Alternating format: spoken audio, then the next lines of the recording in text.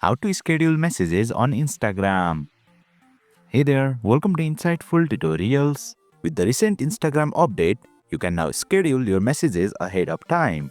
Without further ado, let's get started. Open Instagram on your mobile device. You will land on its official homepage. Tap on the message icon at the top. Now select the conversation where you want to schedule your message. Then tap on the message box to open the typing interface.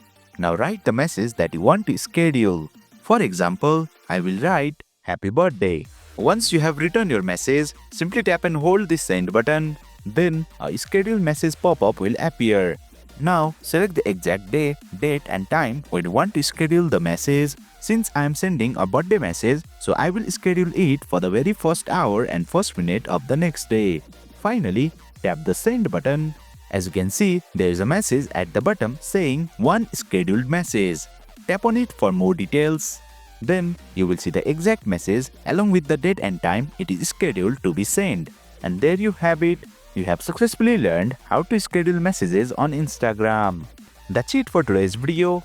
If you found this video insightful, please don't forget to hit the like button and make sure to subscribe to our channel for more insightful tutorials.